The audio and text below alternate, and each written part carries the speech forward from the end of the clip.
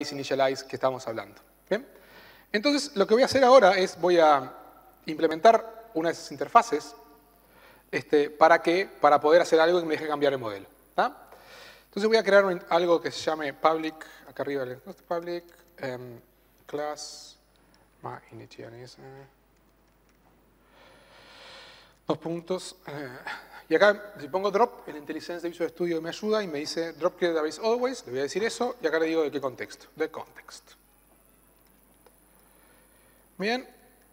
Y acá, en Initializer, si pongo override, a ver qué puedo sobreescribir, me aparece un método que se llama seed. El método seed, a ver, supóngase que yo digo, quiero crear siempre la base de datos antes de cuando hay un cambio de modelo, ¿no? ¿Qué es lo que va a pasar? Y bueno, que yo generalmente tengo algunos datos de prueba que quiero tener en la base de datos, y si cada vez que haga un cambio pierdo todos los datos, y no me va a gustar mucho, ¿no? Me va a dar un poco de trabajo cargarlos de vuelta. Entonces la idea es que acá yo escriba cosas como, por ejemplo, voy a crear una lista de personas y la voy a agregar al contexto y le voy a decir que la grabe. Entonces la idea es que esto de inicializar, de sembrar la base de datos, lo que va a hacer es eso, crearle datos a la base de datos. Y después de crear la base de datos, cuando cambia el modelo, lo que va a hacer el Entity Framework es llamar al método seed para que yo cargue datos a la base de datos. ¿Bien? Entonces acá voy a crear una lista, no tengo por qué decir a new list, list the person, ok, y acá vamos a poner new person, y acá name equals Pablo, a new person, name equals yeah. Y acá voy a hacer algo, esto es una cosa que no sé algunas usaron, pero es muy práctica, que puedo poner for each arriba de una lista, y luego acá tengo una expresión lambda, que es persona, y ahora le voy a decir context.person, people, add p. Bien, entonces acá lo que está haciendo es, por cada elemento de esta lista, va a llamar al método add del people. Esto lo tengo que hacer así porque este método add no soporta recibir una lista de cosas, por lo cual la única forma es llamarlo muchas veces.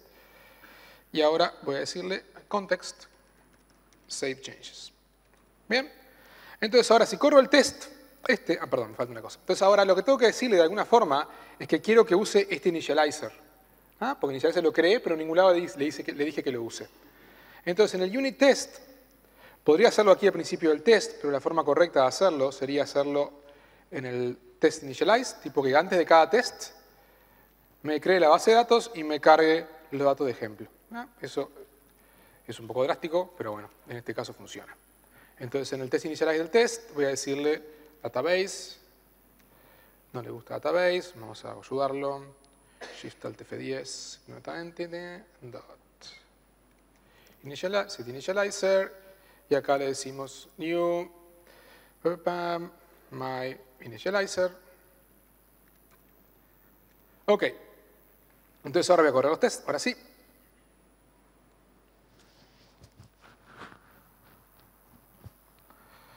Bien, si miro en test results, ahora va a fallar, pero por otra razón. Porque está la base de datos abierta, voy a cerrarla. El problema la tengo acá, si tengo la base de datos abierta, no la puedo hacer drop, entonces tengo que cerrarla entre cada ejecución. Ahora si la abro de vuelta, ven que me agregó el campo email, que está acá. De fondo no lo ven, pero bueno, créanme. Y si me fijo en los datos que tiene acá, show table data, ven que tiene un par de registros que dicen Pablo, Miguel, null en email porque no lo puse. ¿Tá? Entonces esta, si quieres, la forma, los conceptos básicos que uno tiene que saber para hacer una aplicación con Model First. Hago un modelo, que en este caso fue muy simple, y luego le defino un initializer que voy a querer hacerlo siempre, porque siempre voy a querer que cuando cambie el modelo haga algo. ¿No? Y luego lo que voy a hacer es definir los datos que quiero cargar para que cuando le toque borrar la base de datos me cargue los datos. Muy bien.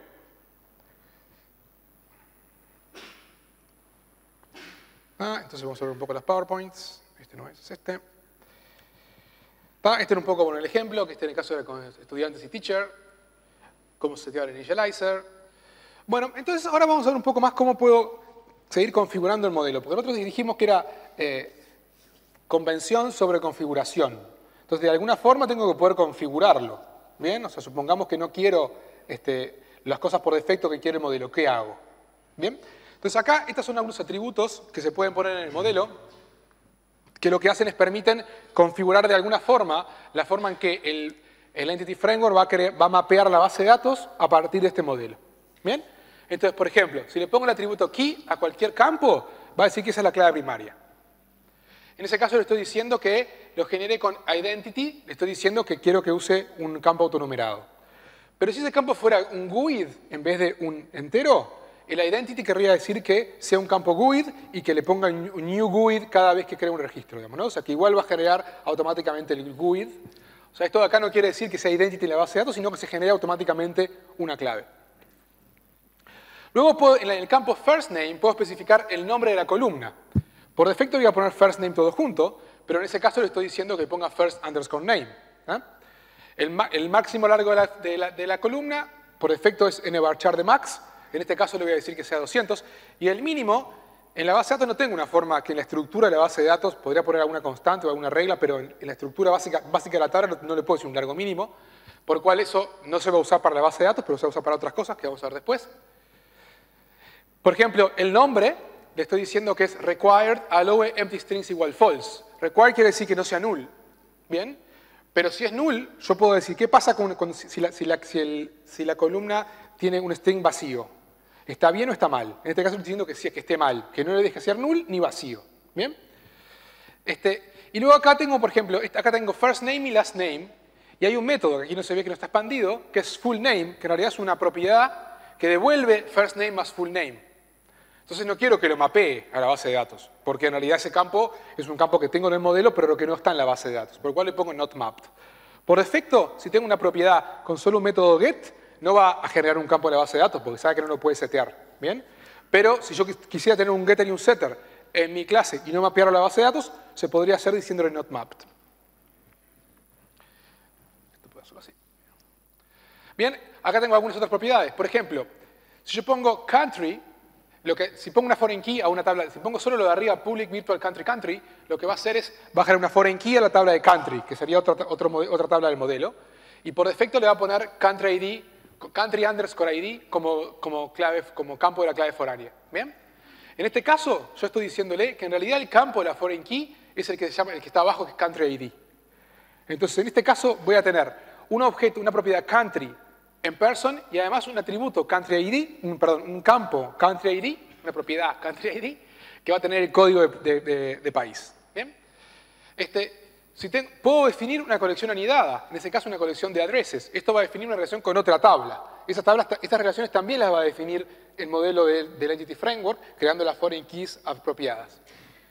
Y luego, si tengo alguna columna de tipo timestamp, puedo decirle timestamp y automáticamente se va a popular con el dato del timestamp de la base de datos. Si yo defino estas tablas así, lo que va a generar es una tabla con esta estructura, ¿bien? Que tiene first name con varchar de max, last name con el underscore, el country ID como clave foránea y version con tipo timestamp.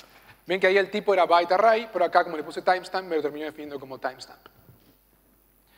Bien, entonces esta es un poco la forma que yo puedo ir cambiando el modelo para que en vez de utilizar las convenciones, utilice la configuración que yo le quiero dar.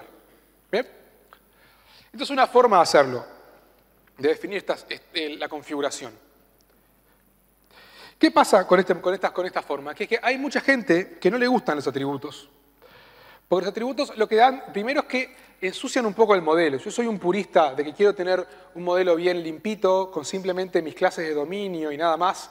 Tener un atributo que me dice column name o cosas de ese estilo, no tiene nada que ver con mi modelo de objetos, con mi dominio. ¿Bien? Ahí debería haber atributos que tienen que ver con lógica de negocios, no con el mapeo de la base de datos. Es una razón por la cual a alguna gente no le gustan los atributos. La otra razón es que yo puedo querer que alguna de esas cosas cambien en tiempos de ejecución. Por ejemplo, supónganse que yo tengo algún cliente que me requiere que cuando yo instale la aplicación en su base de datos, los campos tengan que tener el underscore para separar los campos. ¿Bien? Y otro cliente que no le importa. ¿Bien? O que por alguna razón tengo que poder cambiar, de acuerdo al cliente final, cómo es la nomenclatura de campos de la base de datos. Yo podría definir en otro lado un mapeo entre los campos y de esa forma lograr que se cargue ese modelo de alguna forma y que de acuerdo a dónde se está ejecutando, utilice unos campos y utilice otros campos. Entonces, para hacer eso, lo que tengo es en vez de utilizar atributos, puedo utilizar lo que se llama el Model Builder. Bien, el Model Builder es una forma en la que yo programáticamente puedo ir definiendo la configuración del modelo. ¿Ah? ¿Cómo se hace eso? Tiene lo que se llama una Fluent API, que es una cosa también que está re de moda, que es una forma fácil y que te va guiando para configurar un modelo. Bien, ahora vamos a utilizarla y ver cómo es la experiencia de eso. Pero vamos a ver un poco cómo funciona en este caso. Esto es más o menos equivalente a lo que habíamos hecho antes. ¿Tá? Pero en vez de hacerlo con atributos, lo estamos haciendo escribiendo código. ¿Tá? Por ejemplo, arriba digo Model Builder, Entity Person, has key, y ahí apunto al campo ID como la clave.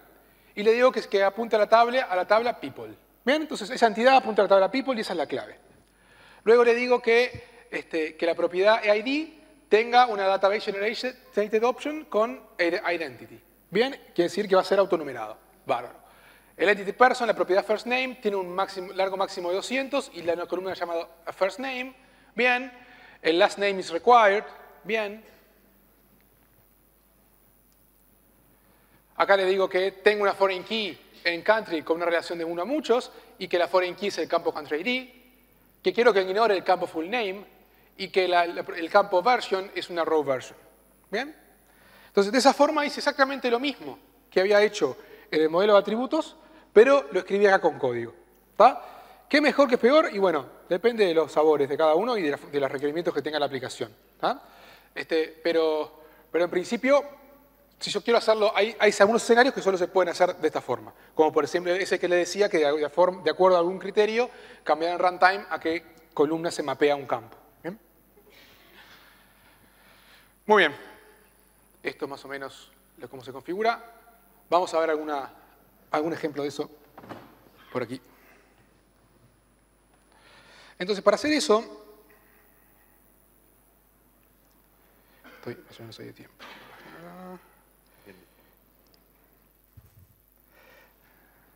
Lo que tengo que ir es a la clase esta del contexto. Y yo, como nunca me acuerdo de los métodos, escribo override. Hizo el estudio y me ayuda con todo lo que puedo overridear, si fuera un verbo eso. On model creating. Entonces, on model creating es donde puedo empezar a configurar el modelo. ¿Bien? Vamos a sacarle llamada al base class. Y aquí puedo poner model builder dot entity person has key. Bien, entonces yo puse entity person y las cosas que me aparecen acá como que me guían a lo que tengo que hacer, digamos, ¿no? Acá me dice has key, has many, has option, has required. ¿No? Esto es lo que es una Fluent API, que yo a medida que pongo punto, punto, punto, me va guiando a las cosas que tengo que hacer. En este caso tengo que poner la propiedad, pep.id. Bien, y acá le puedo poner to table y poner el nombre que quiero, por ejemplo, people. Vamos a ponerle otro, people 2. Ok, esta es una. La otra vamos a cambiar, por ejemplo, el model builder.entity person. Y ahora vamos a decirle que la propiedad property name is required. Eso no lo teníamos en el modelo recién, pero va a funcionar. Y ahora solo para probar algo, vamos a ponerle que... mira, vamos a cerrar esto de vuelta, copiarlo lo mismo. Y decirle que el mail is optional. Esto quiere decir que soporta nulos, básicamente. Pero voy a complicarle un poco la vida a mi amigo el Entity Framework y le voy a decir que acá este is requires. Esto no le va a gustar. P10. Entonces acá le estoy diciendo cosas contradictorias, ¿no? Le estoy diciendo que es requerido en un atributo y le estoy diciendo que es opcional en el modelo. ¿Ah? Vamos a ver qué pasa si corro los tests. ¿Se acuerdan? En el seed yo estaba cargando la tabla de personas y en la tabla de personas, vamos a hacer lo mismo, cerrar esto. Close connection.